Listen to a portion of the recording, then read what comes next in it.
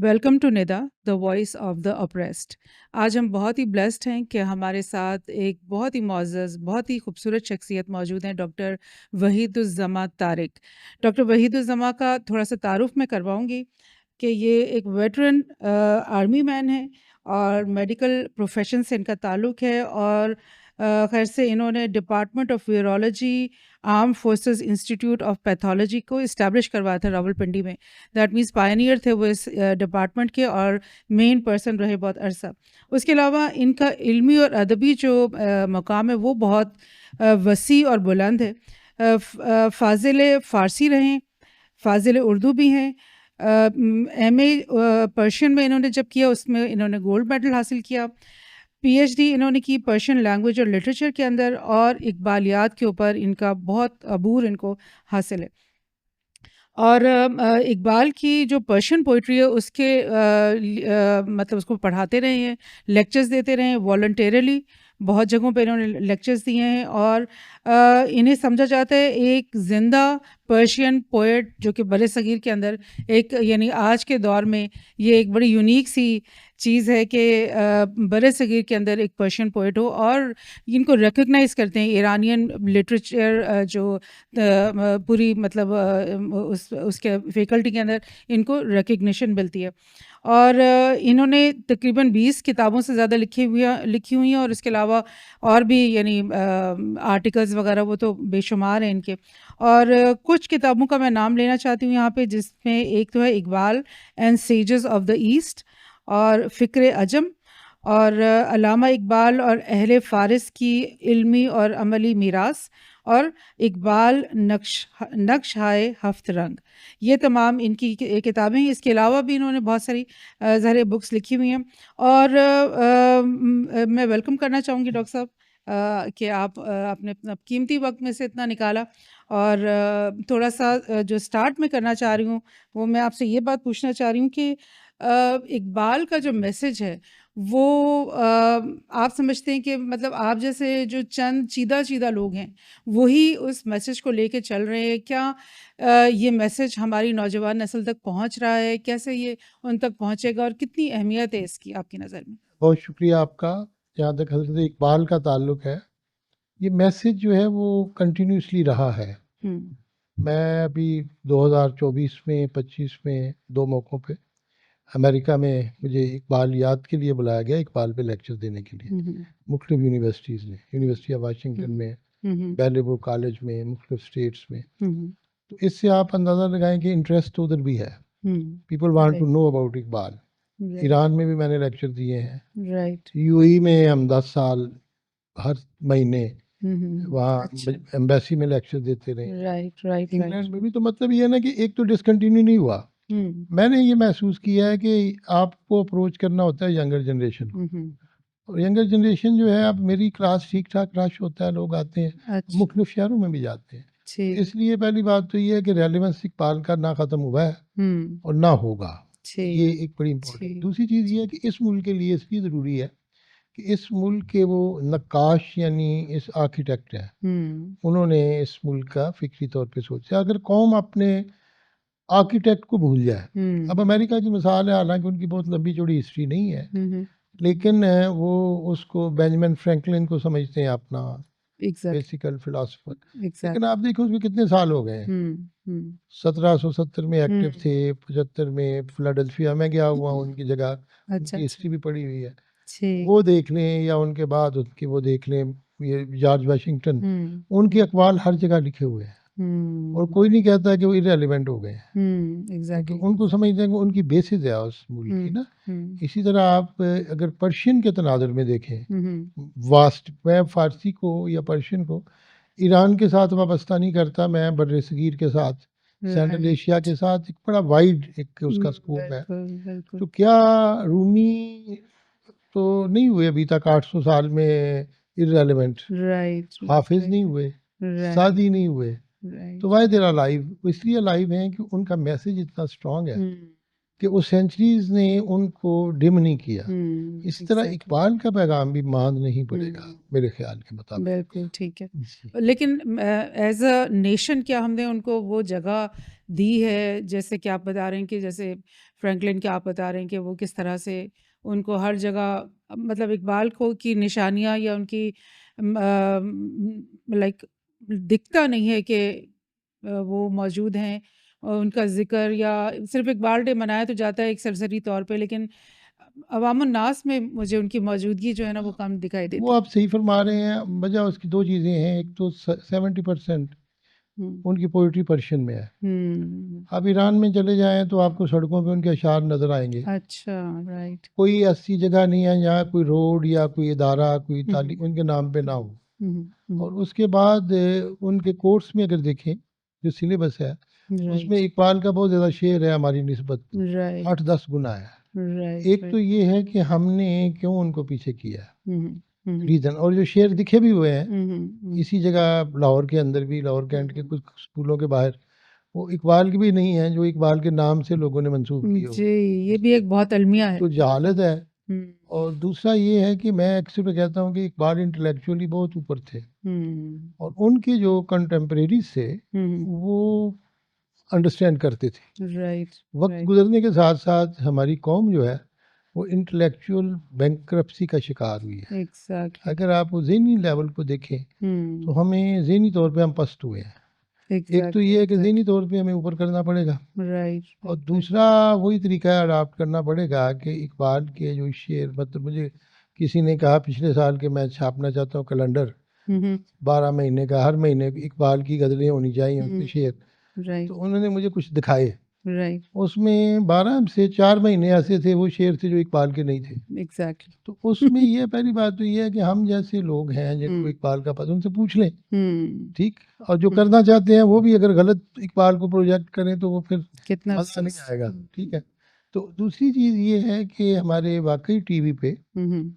और रेडियो पे वो उस तरह नहीं है। नहीं, अब बिल्कुल। 9 नवंबर का जहाँ तक ताल्लुक है, 9 को हम बड़े मसरूफ़ होते हैं, इकबाल का बर्थडे है। हुँ, हुँ, उस दिन मेरे जैसे बंदे को पीटीवी ने, जो हमारा गवर्नमेंट का अपना टीवी हुँ, इदारा है, हुँ, हुँ, 1.5 घंटा दिया है। हुँ, राइट, ठीक है? और राइट। पहले आप बैठ जाएँ अल्लामा इकबाल के मज़ार के बाहर लाइटिंग करके, एक वो हुआ, अच्छा। घंटे का, फिर आधे घंटे के लिए फिर बुलाया स्टूडियो में। Right, right. अच्छा, 9 नवंबर के बाद फिर भूल जाते हैं। हाँ, एग्ज़ैक्टली, असल एग्ज़ैक्टली। में ये जो है ना कि हमने इकबाल को कर दिया हुआ है मखसूस चंद दिनों के लिए। चंद दिनों के लिए, चंद एक दिनों तो के लिए। इससे हमें बाहर निकलना पड़ेगा बिल्कुल, और बिल्कुल। दूसरी आपकी बात बजा है, एक तो सिलेबस में लाएँ हुँ, और दूसरा ये है कि उस लिखें हम दीवारों पे, हाँ, स्कूल बिल्कुल, की। बिल्कुल। और जो बचपन में आपने भी देखा होगा, हमने भी देखा है, लब पे आती है दुआ बन के तमन्ना मेरी, ये बिल्कुल, हर स्कूल की असेंबली से इससे शुरू होती थी। जी, ये बिल्कुल होती अब थी। क्या हुआ है, क्यों हुँ, क्यों ख़त्म हुई है?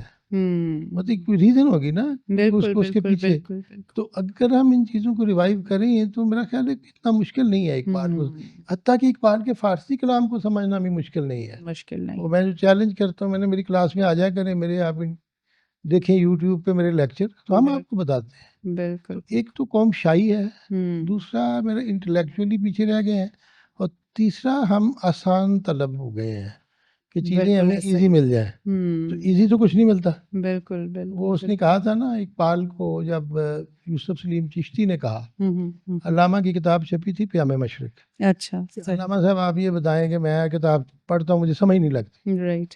मैं ये गज़ल शुरू करता हूँ तो वो नहीं समझ लगती, लाला तूर को पढ़ता हूँ, नक्शे फ़रंग को, तो मैं क्या करूँ? हुँ, हुँ, हुँ, तो हुँ। इकबाल ने हँस के कहा, उसने कहा यूसुफ, हुँ, हुँ, हुँ। क्या कारपेंटरी एक दिन में आती है? हुँ, क्या म्यूज़िक एक दिन में आती है? हुँ। ठीक? इस राइट, पे बड़ी राइट। मेहनत करना पड़ती है। बिल्कुल, बिल्कुल। और उन्होंने खुद कहा तो एग्ज़ैक्टली, तुम मेरे पे मेहनत करो, और उन्होंने एग्ज़ैक्टली। अपने शागिर्द को जो कहा वही चीज़ मैं कहूँगा कि हुँ, I am repeating what Iqbal said, कि इस हुँ। पे तो मेहनत करना पड़ेगी। मेहनत करनी पड़ेगी और मेहनत के साथ फिर एक मोहब्बत भी कलाम के साथ जो है ना वो फ़ितरी तौर पे होती है, कुछ लोगों को ज़्यादा मिलती है ये चीज़, तो उन्हें एटलीस्ट जिनको शगफ़ है इस चीज़ में, उन्हें भी ज़रूर परस्यू करना चाहिए और थोड़ी उसमें मेहनत उनकी तलब जो है वो बहुत जी, बजाय इसके कि आजकल के नए जो म्यूज़िक है और नया जो लिटरेचर है उसके ऊपर तवज्जो देने के बजाय अपनी इस मीरास को वापस हासिल करने की कोशिश करेंगे। अच्छा, डॉक्टर साहब, मैं आज के प्रोग्राम में हमने ज़्यादा ईरान के ऊपर इसलिए फ़ोकस करना है पर्शियन लैंग्वेज की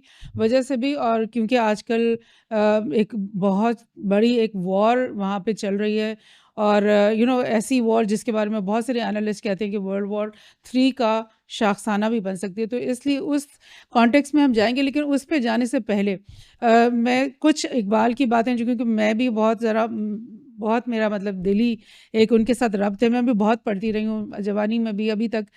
तो आपकी जब मैं लेक्चर सुन रही थी तो मुझे बताइएगा कि इकबाल का कॉन्सेप्ट जो है इश्क के बारे में और खुदी के बारे में, इनके बारे में थोड़ी-थोड़ी सी आप ज़रा रोशनी डालें कि क्या ये चीज़? देखिए अगर बड़ा मुख्तसरन आप पूछेंगे तो हुँ, इश्क का जहाँ तक ताल्लुक है ना, हुँ, वो हुँ, है डिवोशनल लव हुँ, हुँ, ठीक, to achieve something right, and determination कि आप राइट, उसको किस तरीके से डिटरमिन करते राइट, हैं। और उसके राइट, लिए एक शेर जो उनका उर्दू का है वो मैं ज़रूर हुँ, कहूँगा हुँ, कि ज़रूर, ज़िंदगी की तू हकीकत कोहकन के दिल से पूछ। हुँ, कोहकन फरहाद को कहते हैं जो पहाड़ों को बिल्कुल, तोड़ता था। तो कहते हैं ज़िंदगी की हकीकत उससे जुए शीरो तेशाओ संगे गरां है ज़िंदगी। बिल्कुल, अब इश्क के उन्होंने 3 पार्ट कर दिए हैं। हुँ, जुए शीर और दूध राइट, की नदी जो उसने राइट, अचीव करनी है। जी, तेशा, बिल्कुल, बिल्कुल, तेशा जो उसका इंस्ट्रूमेंट है बिल्कुल, से जो बिल्कुल, उसने यूज़ करना है। बिल्कुल, और संगे गरां बहुत बड़ा हुँ, पत्थर हुँ, हुँ, जो उसके रास्ते की रुकावट है। तो राइट, एक तो राइट, आपका वो गोल कि आपने करना क्या है। हुँ, दूसरा एग्ज़ैक्टली, आर यू प्रिपेयर्ड, हुँ, हुँ, ठीक हुँ, है, आपके पास इंस्ट्रूमेंट्स हैं। हुँ, और हुँ, तीसरा ये है जो रुकावटें आएँगी, हुँ, हाउ विल यू फाइट? अगर इन जी, 3 पॉइंट्स को देख लें तो इश्क का तो मतलब उन्होंने उसमें कर दिया। बिल्कुल, बिल्कुल, जहाँ तक खुदी का ताल्लुक है, खुदी जो है उसको जो भी लफ्ज़ खुद के साथ आता है ना, हुँ, हुँ, वो खुदी की डेफ़िनेशन में आता है। राइट, खुद शिनासी अपने आप को पहचानना, राइट, खुद एतमादी, राइट, ठीक? उसके बाद आप देखिए खुद मुख्तारी, बिल्कुल, अच्छा बिल्कुल, खुद इन्हसारी। बिल्कुल, और ये सारी चीज़ें अगर लें तो इकबाल ने उसको कहा है, हुँ, हो अगर खुद निगरो, बिल्कुल, खुद करो, हुँ, खुद गिर खुदी। अब यहाँ 3 चीज़ें कही हैं, खुद निगर अपने आप को देखना, हुँ, अपनी निगरानी करना, अकाउंटेबिलिटी, सेल्फ अकाउंटेबिलिटी हाँ, खुद निगरो, खुद घर, हुँ, अपनी कंस्ट्रक्शन करना, अपनी राइट, ज़ात की तामीर करना और खुद गिर अपना हुँ, एहतसाब करना। हुँ, ये भी मुमकिन है कि तू मौत से भी मर ना सके। राइट, ठीक, तो राइट, वो बंदे वो कहते हैं कि इटर्नल लाइफ आपको तब मिलती हुँ, है जब आप अपने आप को कंस्ट्रक्ट करें और हुँ, अपना मुहासबा करें। राइट, मसला ये था कि उनके ज़माने में मुसलमान जो थे बर्रे सगीर के, वो गुलामी की वजह से 200 साल की अंग्रेज़ों की, वो बहुत ज़्यादा एहसास कमतरी में हुँ, हुँ, मुब्तला थे। हुँ, हुँ, राइट, राइट, इसमें जिसे कहते सेल्फ कॉन्फिडेंस ख़त्म हुँ, हो हुँ, चुका था, हुँ, हुँ, हुँ, इन्फीरियरिटी कॉम्प्लेक्स में हुँ, थे। हुँ, तो हुँ, इकबाल उससे बाहर लाना चाहते थे। हुँ, ठीक, तो एग्ज़ैक्टली, खुद ही हमारे पास वो एक है ताकत हुँ, हुँ, जो हमें उससे बाहर ला सकती है। हुँ, हुँ। तो ये 2 चीज़ें हैं जो आपने पूछी हैं। लेकिन अभी भी तो इसका रेलेवेंस खुद ही का अभी भी नहीं वो तो हमेशा ऐसा, रहेगा। वो हाँ, देखिए ये चीज़ें जिसे आप कह रहे हैं ना ये हमेशा रहेंगी। हुँ, क्योंकि जो फैक्ट्स हैं यूनिवर्सली नोन हुँ, फैक्ट्स, हुँ, हुँ, अगर मैं इंग्लिश के भी लफ्ज़ इस्तेमाल हुँ, करूँ हुँ, हुँ, कि बैनुल-अक़वामी तौर पर जो मुसल्मा हुँ, असूल हैं वो तो वही रहेंगे। हुँ, वो तो बिल्कुल, क़यामत तक ही बिल्कुल, वही रहेंगे। बिल्कुल, एग्ज़ैक्टली, झूठ नहीं एग्ज़ैक्टली, बोलना तो ये भी तो झूठ बोलना जायज़ तो कभी भी नहीं हुँ, होगा। किसी को एग्ज़ैक्टली, मारना, किसी का हक छीनना, बिल्कुल, बिल्कुल, जंगों में अगर जितना मर्ज़ी जायज़ कर दें, हुँ, लेकिन जब आप किसी बच्चे से पूछेंगे कि हुँ, क्या ये ठीक हो रहा है, हुँ, ये बड़ी बिल्कुल, इंपॉर्टेंट चीज़ है। बिल्कुल, बिल्कुल। आप किसी से पूछ लें, तो यानी खुदी का जो तामीर है वो हर शख्स की का एक जहाद है, आई थिंक वो, जहाद है, एक और फ़ाइट हर दौर में हर हर दौर शख्स में को रहेगा। इसको परस्यू इट इज़ अ करना ही नोन करना है। फैक्ट। अच्छा, थोड़ा-सा एक और भी मैं आपका लेक्चर सुन रही थी, बड़ा इंटरेस्टिंग मुझे लगा कि तौहीद के बारे में इकबाल का स्पेशली क्या कॉन्सेप्ट है, उसका भी आप थोड़ा मुख्तसर देखो सा। उसका ये है कि मैंने एक किताब मेरी आ गई है, आज छप गई है। अच्छा, मंडे माशाल्लाह। को मेरे हाथ में आ जाएगी। ये बहुत बड़ी बुक है, इकबाल एंड ठीक। तौहीद, अच्छा, और राइट, इंग्लिश में है। राइट। और वजह उसकी ये थी कि इकबाल ने जब ये कहा है कि मुसलमान है तौहीद में गर्मजोश, अच्छा, जी। मुसलमान है तौहीद में गर्मजोश मगर दिल अभी तक है जुन्नार पोश। कि हुँ। दिल से कुफर है हुँ, हुँ, हुँ, और हुँ। बाहर से वो तौहीद की बात करते हैं। हुँ, ठीक, राइट, राइट। और इकबाल ने तौहीद के को कॉन्सेप्ट जो कन्फ्यूजन में लोगों ने फैला दिए हैं, जिसे इकबाल ने कहा है कि जिंदा कुव्वत थी जहाँ में यही तौहीद कभी, आज क्या है फ़कत एक मसलाए इल्मुल कलाम। और आगे कहा है जिंदा इस जौ से अगर जुल्मत किरदार ना हो, खुद मुसलमान से है पोशीदा मुसलमान का मुकाम। राइट। अब तौहीद है क्या? तौहीद ये है कि जब आप ये सोच लें कि एक खुदा है, right. And there is no else, right. ठीक है। बाकी जो गॉड्स हैं जो हमने बनाए हुए हैं, कुछ तो ऐसे हैं ना जैसे बुत थे, तो कुछ ऐसे हैं जो नजर नहीं आते, जिसे इकबाल ने बुताने वहम गुमा कहा है। राइट। मालो दौलत दुनिया ये रिश्ता व पैबंद, बुताने वहम गुमा है, ला इलाहा इल्लल्लाह। तो इसी तरीके से बादशाहत है, अगर फर्ज किया कोई डिक्टेटर है, वो अपने आप को कहता है जी मैं खुदा हूँ, तो वो भी अल्लाह के सामने आ जाता है। बिल्कुल एग्जैक्टली। तो उस सारी चीज में इकबाल का ये है कि जब आपके सामने एक ही चीज हो कि एक हस्ती मुतलक है जिसने हमें क्रिएट किया है, और जिसने क्रिएट किया है उसने किसी पर्पस से क्रिएट किया है, राइट। मकसद है। और उसके बाद हम पे क्या ड्यूटीज क्या होती हैं, हम खुदा के नायब हैं, हमको गिरी पड़ी लोग।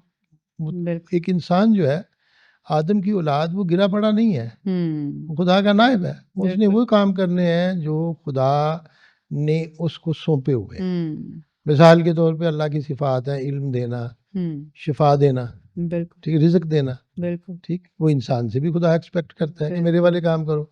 इकबाल ने उसको बंदा है मौला सिफात कहा है हर, तो ठीक है ना। तो ये जो तौहीद है, तौहीद में पहले तो आप ज़हन में लगा लें कि आपने गैरुल्लाह सब का खौफ दिल से ख़त्म कर देना है, उसको सबमिट करना है। और ये भी आपका ईमान होना चाहिए कि एक दिन आएगा जब आपने अकाउंटेबल होना है उसके सामने, बिल्कुल, और आपको अच्छे काम का रिवार्ड मिलेगी और जो गलत करेंगे उसकी सजा मिलेगी। ये है तौहीद का बेसिक कॉन्सेप्ट, क्रिएटर के सामने अपने आप को ला के खड़ा करना, और हर वक्त अपने उसके सामने आप जो ड्यूटीफुल हो, डरें खुदा से, तो ये ना हो कि किसी वक्त उसका खौफ खत्म कर दें। ये तौहीद का कॉन्सेप्ट है। और इस पे जो बुक है मेरी, माशाल्लाह अबाउट 600 पेजेस, वो भी बड़े साइज की, अदरवाइज ये 900 पेजेस की हो गई थी छोटे साइज की। अच्छा। तो I have just written it, और इस टॉपिक पे किसी ने नहीं लिखा, तो इसको मैंने फिलोसफिकली भी लिया है और हिस्टोरिकली भी लिया है। ठीक ठीक ठीक ठीक, ज़बरदस्त इंशाल्लाह। अच्छा, ज़रूर इंशाल्लाह हम उसको पढ़ेंगे भी और फैज़याब होंगे उस बुक से भी। अच्छा, अब हम थोड़ा ईरान की पॉलिटिकल उस पर आते हैं। तो पहले तो सबसे पहले मैं आपसे ये पूछना चाहती हूँ कि आपका ईरान के साथ पर्शियन लैंग्वेज की वजह से, और क्योंकि आप वहाँ रहे भी हैं, तो वो एक एक्सपीरियंस थोड़ा-सा आप हमारे से शेयर करें कि वो कैसे लोग हैं, कैसे आप वहाँ रहे, कैसे उनके साथ आपके ताल्लुकात बने? देखिए, एक हमारे हुए हैं बड़े अच्छे राइटर थे, जावेद हसन, उन्होंने किताब लिखी है India history and profile. Right. उन्होंने कहा है कि कोई भी इंसान पढ़ा लिखा, राइट। वो अफोर्ड नहीं कर सकता कि उसकी इंटेलेक्चुअल लाइफ 3000 साल से कम हो। अच्छा। वैसे तो उसने 70 80 90 ईयर्स में से फौत हो जाना है, लेकिन उसका इतना नॉलेज हो हिस्ट्री का कि 3000 साल के वाकयात उसके सामने हो। सही। पहली बात तो ये है। सही। जहाँ तक एक कौम है जो हमारे सामने मौजूद है, जो कम से कम 2500 साल का, तो बल्कि उससे थोड़ा सा ज्यादा, मेरे सामने एक एक दिन का, उन एक एक लम्हे की तस्वीर मौजूद है। माशाल्लाह। It is a nation. जैसे इकबाल ने कहा है कि इन चुनीन हशरदन आयात खुदास, इस तरह की जो मैशर बर्पा होती है किसी कौम पे, ये अल्लाह की अनायत होती है। फारस बाकी रूमातुल कुबरा कुजास्त, कि पर्शिया स्टिल देयर, बाकी है, लेकिन रोमा तो रोमन एम्पायर किधर चली गई, ग्रेट रोमन एम्पायर का नाम भी कोई नहीं लेता। फिर इकबाल ने एक और मौके पे बड़ा खूबसूरत शेर कहा है कि सिकंदर रफ्त हो शमशीरो अलम रफ्त, खराजे शहरो कानो यम रफ्त। सिकंदर चला गया, शमशीर भी टूट गई है, और झंडे भी उतर गए हैं, उसके अलम भी नहीं रहा। और खराज शहरों कानो यम रफ्त, वो जो खराज वसूल करता था शहरों से, और इन कान से, कान मीन जो मदनियात हैं, अच्छा। सोना चांदी जो निकलता है, और यम समुंदर के अंदर से जो कुछ निकलता है, वो भी नहीं रहा। कहते हैं कि उमम राज शहन पाइंदे तरदान, कौमें जो हैं उनको बादशाहों से ज्यादा पाइंदा समझो, हमेशा रहने वाली। नमी भी नहीं कि ईरान मां दो जम रफ्त, क्या तू देख नहीं रहा कि ईरान अपनी जगह पे कायम है, राइट लेकिन जमशेद ख़त्म हो गया है राइट उसका राइट किंग। तो राइट अब इकबाल ने 2 इशारे जो इस मुल्क की तरफ किए हैं, हम्म जिसमें उन्होंने पर्शिया की कहा और किसी का नहीं कहा। तो एक तो ये है कि this nation has survived against all odds right over the centuries, hmm over the thousands of years। हम्म एक तो इसकी ये खूबी है। बिल्कुल दूसरी उसका एक कल्चर है जो बड़ा स्ट्रांग है, और हम्म आज भी उस कल्चर के मैंने किसी और को इतना पाबंद नहीं देखा। एग्जैक्टली नवरोज़ होगा और उसके बाद शब यल्दा होगी, राइट एग्जैक्टली उन्होंने उसी चीज़ को कॉपी करनी है अपनी अच्छा फूड हैबिट्स में। ठीक कारपेट्स को देख लें, आपको वही स्टाइल नज़र आएगा। हम्म इंडस्ट्री में जो है हैंडीक्राफ्ट आप कह लें, और इतनी सोफिस्टिकेटेड लैंग्वेज फिर, हम्म मतलब आपको इतनी पोइट्री जो है, यू कांट इमेजिन। उस म्यूज़िक को नहीं इमेजिन कर सकते। जैसे आपने बड़ी अच्छी बात की थी हम्म कि बजाय इसके कभी तो तुर्की म्यूज़िक पे जाएं, why shouldn't we listen to Iqbal, hmm why shouldn't we listen to Hafiz and Saadi को। तो वो एक कौम का एक सबसे पहले तो मेरे सामने है। दूसरा ये मेरा जो इंटरेक्शन है उन लोगों के साथ रहा है, वो थ्रू माई पोइट्री रहा है। उन्होंने मुझे पढ़ा है, मेरी किताबों को छापा है, मुझे उन्होंने अप्रिशिएट किया है, मेरे से पूछते हैं। अच्छा जब कभी कोई लैंग्वेज का या कोई मसला आता है तो ईरानी भी मुझसे पूछते हैं, राइट तो आई गाइड देम। और मुझे भी ये खुशी होती है कि I may be knowing a bit more than what they are knowing. ठीक है, तो एक बिल्कुल सेंस ऑफ अचीवमेंट भी होती है। तो वो बिल्कुल एक तो कौम है, फिर मेरा इंटरेक्शन है, बिल्कुल और फिर मेरी परसेप्शन है, हम्म और फिर मेरा एक आइडिया है कि किस तरीके से उन्होंने एग्जिस्ट किया है। हम्म अब आपके लिए आसान हो जाता है ये समझना कि जिस उसी बेसिस के ऊपर अब कैसे एग्जिस्ट करेंगे। राइट ठीक। राइट राइट राइट फिर चूंकि आपने ये बताया कि मेरा बैकग्राउंड रहा है डिफेंस से, 29 ईयर्स मैंने राइट यूनिफॉर्म भी पहना है मिलिट्री का, तो जाहिर है मेरी नज़र जो है वो जो तस्वीरात हैं, जोग्राफी जो है हमारा इर्द गिर्द का, बिल्कुल वहाँ की कंडीशंस हैं, बिल्कुल लड़ाई झगड़े, वो भी मेरी नज़र में है। बिल्कुल तो बिल्कुल एक कौम को भी समझता हूँ और इन हालात को भी थोड़ा बहुत आइडिया है। बिल्कुल तो उस बिल्कुल तरह जैसे आप फरमाएंगे, I will give you my own impression. I may be wrong, लेकिन अभी तक मेरी बातें ठीक ही हुई हैं जितनी मैंने कही है उसको। जितनी हिस्ट्री पे आपकी नज़र है और जितना वाइड एंगल मतलब पर्सपेक्टिव आपका है माशाल्लाह, तो फिर वो सही होंगे इंशाल्लाह। तो ये जो जंग शुरू हो गई है, तकरीबन 2 हफ्ते से ज़्यादा अब हो गए हैं, ईरान, इज़राइल और अमेरिका के बीच में एक वर्ल्ड वॉर 3 का जिसको पेशखेमा कहा जा रहा है। गॉड फॉरबिड ऐसा ना हो, लेकिन अगर स्पेल आउट होती है तो ये वॉर बहुत बड़ी आलमी जंग बन सकती है। लेकिन इस जंग में हमारे सामने जो, क्योंकि अब सोशल मीडिया पे हर वक्त हम देख भी रहे हैं, फॉलो भी कर रहे हैं, जंग की वजह से परेशान भी हैं, सारी इंसानियत ही परेशान है मेरे ख्याल में। तो जो अक्स नज़र आ रहे हैं हमें ईरानी सोसाइटी के अंदर, वो उनकी यानी उनके ऊपर मिसाइलों की बारिश हो रही है, लेकिन वो कौम सड़कों पे खड़ी है। और एक ख़ास चीज़ जो मैंने नोटिस की है कि उनकी जो प्रोसेशंस होते हैं, प्रोटेस्ट होते हैं, या जो उनका मिनहसल कौम अपनी आप को जो वो एक्सप्रेस कर रहे हैं, उसमें एक पोइट्री होती है, एक म्यूज़िक होता है, वो बड़ा ही यानी जोश अंगेज़ और वलवला अंगेज़ और मतलब बहुत, और उसके अंदर उनकी एक आइडियोलॉजी भी उसके अंदर होती है, एक ख़ास शायरी। उसके ऊपर ज़रा आप बात देखिए, करें। मैं आपने आज मेरे दिल की बात की। हुँ। मैं किताब लिख रहा था अपने उस्ताद पे, डॉक्टर इरफानी पे, जो हुँ, ईरान में रहे हैं बहुत अरसा। हुँ। अच्छा, वो जंजान में गए। अच्छा।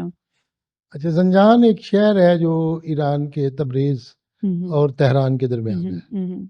वहाँ से सैयद हुसैन ज़ंजानी, राइट। जिन्हें हम हज़रत मियाँ मीर कहते हैं, मीरान शाह, अच्छा, जिनका राइट। लाहौर में पहले मुबल्लग था कि जब से हज़रत अली अजमेरी दादा साहब लाहौर आए हैं, उस दिन उनका जनाजा जा रहा था। अच्छा, तो ही केम फ्रॉम ज़ंजान, और अच्छा, लाहौर में इस्लाम फैलाने वाले पहले अच्छा। मुबल्लग वो ज़ंजान से आए। राइट, अब ठीक, इरफानी ठीक, साहब ठीक। जब ज़ंजान में गए तो उनका जो मेज़बान था जिसने उनको रिसीव किया, उसका नाम था महमूद खान ज़ुल्फ़िकारी। राइट, अच्छा, महमूद खान ज़ुल्फ़िकारी बहुत बड़ा ट्राइबल लीडर था। राइट, उनका ना सिर्फ मेंबर ऑफ नेशनल असेंबली था, ठीक। बल्कि उसके 2 भाई भी मेंबर ऑफ नेशनल असेंबली रहे। वो एक राइट, भाई तेहरान का मेयर रहा। राइट। ठीक। उसने इरफानी साहब की जो ज़ात को कहानी शुरू की, हुँ, हुँ, 7 वो हुँ। बंदे इकट्ठे हुए हुए थे, बड़े हुँ, हुँ। अमीर लोग थे ये। हुँ, हुँ, हुँ, हुँ। पहले तो उसने अपनी फैमिली हिस्ट्री बताई, फिर उसने कहा कि एक जाफ़र पेशावरी था, हुँ, हुँ। जो रशिया का स्टूज था, हुँ, हुँ। वो कम्युनिस्ट था। उसने इस इलाके को, जो ईरान का तबरेज़ का इलाका ईरानी अज़रबैजान है, इसको कम्युनिस्ट कब्जे में लाने के लिए और ईरान अच्छा। से अलग करने के लिए उसने कोशिश की। अच्छा। And this tribe and other tribe they fought against him. Right. बड़ी इन्होंने ताकत से उसके खिलाफ जंग लड़ी। ये राइट। 20s की बात है, 30s की, और ये राइट। 40s तक भी रहा है। अच्छा। अल्टीमेटली 46 में उसको किक आउट किया। राइट। और उसकी राइट। सारी बात ये थी कि ये मुल्क के गद्दारों की कोई परवाह नहीं हम करते, किसी को रहने नहीं देते, हाउ वी एग्जिस्ट। तो उससे भी मैंने देखा कि how they were fighting them. अच्छा। फिर राइट। 90 में जब हम गए, जब जल्जला आया, तो उससे पहले ये 6-7 साल इराक के अगेंस्ट लड़ चुके थे। सही। उस लड़ाई को अगर आप देखें तो इतनी दर्दनाक है बिल्कुल। कि एक दिन 76,000 यंग ईरानियों को फा के जजीरा नुमा में केमिकल वेपन्स के जरिए ओह माय गॉड। ऐसे मारा गया जैसे मच्छर मारते हैं। और जब हम गए तो उस वक्त वहाँ पे बहुत ज़्यादा मेल फीमेल रेशो डिस्टर्ब थी, क्योंकि सारे एबल बॉडीड मेल जो थे ना वो इन्होंने मार दिए। तो 7 साल वो भी लड़े, हथियार नहीं फेंके, अच्छा हिम्मत नहीं आ रही, बिल्कुल। ठीक, बिल्कुल। अपनी टर्म्स एंड कंडीशन पे रहे। तो बिल्कुल। अगर तो आप ये कहें कि जंग अब शुरू हुई है, हाँ। जंग तो शुरू हो गई है बहुत पहले से, बिल्कुल ठीक। सही। फिर उसके बाद अब हालात जो हैं आपने देखा, पिछले कुछ महीने पहले भी इन्होंने इस पे अटैक किया, बिल्कुल एग्जैक्टली। अब फिर अटैक किया। हम्म।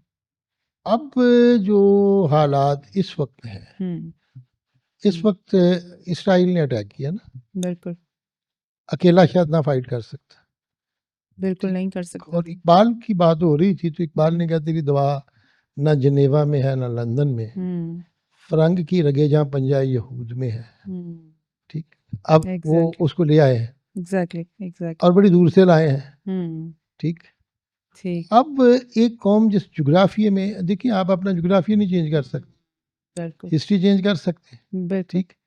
उनकी लिमिटेशंस भी हैं, हम्म। जाहिर है उन्होंने जो रिटेलिएट किया है उन्होंने अपने जुग्राफिए में करना था। बिल्कुल। उन्होंने देखा जो उनके अगेंस्ट फाइट कर रहे हैं उनके किधर किधर बेसिस हैं। बिल्कुल। जंग उन्होंने शुरू तो नहीं की, बिल्कुल। ठीक, उन पर मुसल्लत की गई, उनके जर्नैलों को मार दिया गया, हम्म। उनके जो रहबर मौज़ूम थे उसको मार दिया गया। अब मेन मसला ये है कि अगर आप फौजी पॉइंट ऑफ व्यू से देखें तो कमांड जो ऊपर लेवल की होती है ना, बड़ी ज़रूरी होती है।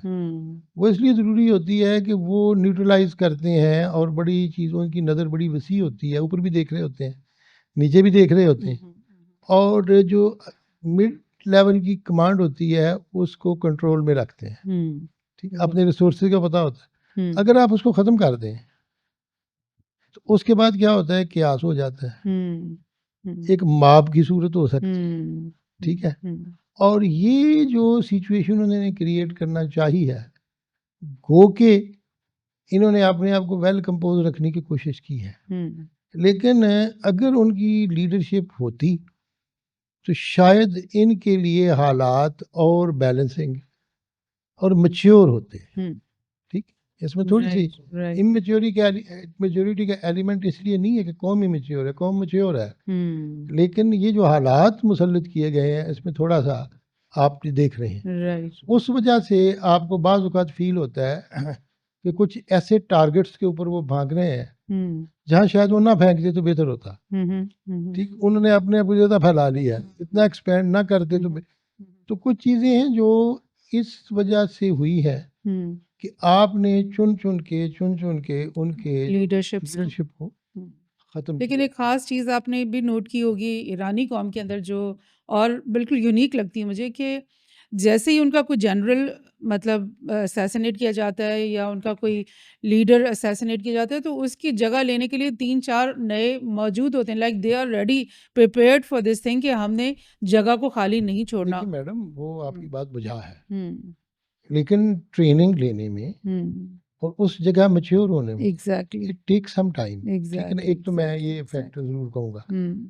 दूसरा ये हुआ है कि हमने ईरानी हिस्ट्री में एक चीज़ देखी है कि जब भी उन पे मुश्किल हुई है तो वो एज ए कॉम रिएक्ट करते हैं, एग्जैक्टली। ठीक है। इंडिविजुअल रिएक्ट नहीं करते, मॉब नहीं होता, क्यास नहीं होता, बिल्कुल। बिल्कुल। ठीक। बिल्कुल। नेशनलिज्म, बहुत ज़्यादा। अच्छा वो स्पिरिट जो है वो तो आ गई ना, ठीक, वापस एग्जैक्टली। आ गई। जब सैयदना उमर फारूक रज़ी अल्लाह तआला अन्हु के ज़माने में ईरान के साथ जंग हुई तो हज़रत के जो अल्फाज हैं जो शिबली नुमानी ने अल फारूक में लिखे हैं कि हजरत ने कहा, हजरत उमर फारूक रजी अल्लाह ताला ने, "ए काश इनके और हमारे दरमियान आग के पहाड़ होते, ना हम इन्हें छेड़ते ना ये हमें छेड़ते, हम किस कौम को हाथ डाल चुके हैं कि कई साल गुजर गए हैं, राइट। लेकिन वो कोई ब्रेक थ्रू नहीं हो रहा। यानी ये अगर आप उसको देखें तो ये अल्फाज आज के नहीं है, ये उससे पहले के हैं। बहुत पहले और इसको मैं देखें रिवेंज जो है उसके अंदर, अब सैयदना उमर फारूक की शहादत कैसे हुई थी? अच्छा। There was a Persian, Parsi था, ज़ोरोएस्ट्रियन था, मेंबर के पीछे छुपा हुआ था। राइट। शुरा लेके उसने अटैक किया और अटैक करके उसने कहा मैंने बदला ले लिया अपनी कौम का बादशाह। अब मैं क्यों ये वाकयात बता रहा हूँ, मैं एक कौम की साइकी बताना चाहता हूँ कि इसको पीछे रिवाइंड करते चले जाएं, अब आगे आ जाए। अब आपने एक कौम की लीडरशिप को मारा, एग्जैक्टली। बच्चियों को स्कूल के मारा रुथलेसली, अबाउट 200 ऑफ देम, और 500 जख्मी किया। उसके बाद आप उनको कहें कि हम नहीं आएंगे, आप बाहर निकल के हुकूमत पे कब्जा कर दें। आप मुझे बताएं कि जब किसी जगह आप आग लगा दें और जलाना शुरू करें, तो will they listen to you? ठीक, दे विल नॉट लिसन। ये एक बड़ी एक अजीब सी सिचुएशन है जिसमें मैं उनके चाइल्डिश व्यू को देख रहा हूँ दूसरी साइड पे। ठीक है, अगर वो अगर मैं थोड़ा सा इंटरप्ट कर सकूँ आपको, कि जो कलर रेवोल्यूशन का इनको जितना एक्सपीरियंस हो गया था और इनका ख्याल था कि हम हज़ारों में या शायद चंद लाख लोगों को ख़रीद कर और उनके थ्रू प्रोटेस्ट करवा के, जैसे ये करवाते रहे ईरान में इतने सारे प्रोटेस्ट, तो हम पूरी कौम को जो है ना इसी चीज़ की लपेट में ले लेंगे। लेकिन ईरानी कौम ने प्रूव कर दिया है कि नहीं, हम जो है ना कितने नेशनलिस्ट हैं और हम किस तरह से अपनी फ़ौज, IRGC और खमेनाई इंस्टीट्यूशन के साथ कितनी स्ट्रांगली वो खड़े हुए। तो ये तो उन्होंने यानी ट्रम्प और नेतन्याहू की सोच से बहुत आगे आकर के इन्होंने प्रूव कर दिया अपना। मेरा ख्याल ये है कि they would have understood it, लेकिन उन्होंने अंडरस्टैंड नहीं किया। और दूसरा जो एक बड़ी दिलचस्प चीज़ ये है, मैं फिर वापस हिस्ट्री में चला जाता हूँ, अब 2500 साल पहले चले जाएं, 585 BC में जो बनु कद नसर था, बख्त नसर बेबीलोनियन, उसने यहूदियों का सारे माबद तबाह करके इनको 46,000 थे ये सारे, जिनको उठा के बेबीलोनिया में ले आया। अब पर्शियन जब आए हैं उन्होंने शिकस्त दी है इसको 535 BC में साइरस ने, तो यहूदियों को आज़ाद कर दिया। और फिर अरतासर्सस जो अर्धशेर फर्स्ट था, सासानी किंग, इसने बाकायदा उनके नबी थे नहमिया, जिनकी बाइबल में किताब भी है, उनको पैसे दिए कि आप जाएं और जाके बैतुल मुकद्दस को आबाद करें और माबद अपना बनाएं, वहाँ खड़े होकर मेरे लिए दुआ करें और मेरी कौम के लिए। अच्छा, अब बाइबल को अगर आप पढ़ें तो किसी जगह ये जो ज्यूज की टेक्स्ट है, किसी की तारीफ नहीं हुई, लेकिन पर्शियन किंग्स की हुई है, एम्परर्स की। पहले तो ये देखें कि इनके ऊपर एहसान किसने किए। ठीक, और 614 आप आ जाए CE में, कॉमन एरा में, रसूलुल्लाह सल्लल्लाहु अलैहि वसल्लम के ज़माने में, जब रोमन्स को शिकस्त दी है इन्होंने, सूरह रोम नाज़िल हुई है, उस वक्त भी ये जो ज्यूज थे, इनको सपोर्ट करने वाला खुसरो परवेज था, पर्शियन एम्परर। अगर ये देखें कि दुनिया में एक ऐसी कौम थी जो हमेशा इनका साथ देती रही और इनको प्रोटेक्ट करती रही, इनके माबदों की हिफाजत करती रही। ठीक, अब क्या इन्होंने उसके साथ रिवेंज क्यों लिया है? अच्छा, एक ही फैक्टर नजर आता है, उस वक्त तो ज़ोरोएस्ट्रियन थे, अब ये मुसलमान है। ठीक, रिवेंज इसका मतलब ये है ना कि फिर हम इसको कहेंगे ज्यूज इस्लामिक। एग्जैक्टली, ठीक है ना, कन्फ्रंटेशन बीच में ये फैक्टर है ना। अगर कौम को देखें तो कौम के खिलाफ कभी भी ना जाते और ये भी उनके खिलाफ ना जाते। अब मुसलमानों में जो मसला है, अनफॉर्चुनेटली ये जो शिया सुन्नी वाला मसला था, ये पहले नहीं था और कभी भी नहीं रहा। ये भी 500 साल पहले क्रिएट हुआ था, और ये बहुत बाद की बात है, सफियों के ज़माने में, और ये वो। अब इसको भी हवा देने की कोशिश कर रहे हैं, ये दिखाने के लिए कि ये ब्लॉक ये है वो है, लेकिन अभी तक वो उसमें कामयाब नहीं हुए। अब देखिए ना, पाकिस्तान है, आप प्रीडोमिनेंटली सुन्नी कंट्री है, लेकिन they have got love and respect for Iranians. आपके सामने है ना सारी की सारी चीज़ें। तो अब हालात ये है कि वो कई जगह से इनको बाहर करना चाहते हैं। एक तो जी आप उठ खड़े हो, कब्जा कर दें, इनको बाहर निकालें, इसका मतलब है कि वो उसमें कामयाब नहीं हुए।